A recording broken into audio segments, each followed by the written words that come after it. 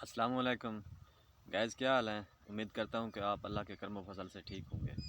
आज मैं आपको बताने वाला हूँ मुरंगे के बारे में। मुरंगे को हम अपनी आबाई ज़बान में सराइकी में सुहांजा बोलते हैं, उर्दू में भी सुहांजा बोलते हैं और इंग्लिश में इसको मुरंगा बोलते हैं। मुरंगे की बहुत बड़ी खसूसियात हैं। इसको कलम करके लगाया जाता है। इसका हम सालन इस्तेमाल करते हैं।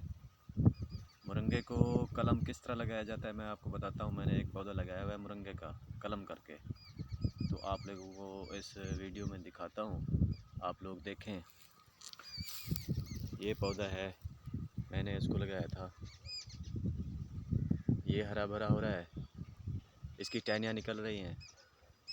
ये तकरीबन 4 फुट से ऊपर, बल्कि हाँ 5 फीट मैंने इसको लगाया था। 5 फीट इसका कद था जब मैंने इसको लगाया, तो इसकी टहनियाँ निकल रही हैं। मुरंगे को कलम करके 4 फुट 5 फुट या 6 फुट या 3 फुट का पौधा हो, उसकी कलम हो, उसको ज़मीन में 2 फुट 2.5 फुट गाड़ दिया जाता है। इसको पानी दिया जाता है, फिर ये खुद ब खुद इसकी ग्रोथ शुरू हो जाती है। मुरंगे को आप लोग बखूबी जानते होंगे। मुरंगा अगर किसी बंदे का मैदे का मसला हो या कोई जिगर का मसला हो, इसका जो सालन है वो बहुत ही मुफीद होता है।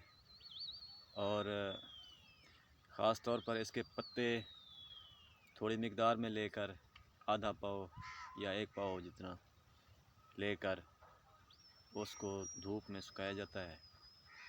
धूप में सुखाने के बाद उसको फिर उसका पाउडर बनाया जाता है। पाउडर को 1 चम्मच पानी के साथ नाश्ते के बाद और शाम को खाने के बाद थोड़ा सा इस्तेमाल कर लेते हैं।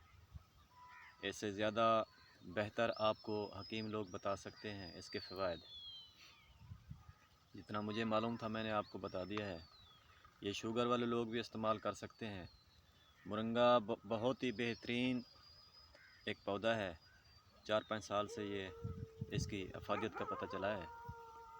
तो आप लोग मुझे अपनी दुआओं में याद रखिएगा।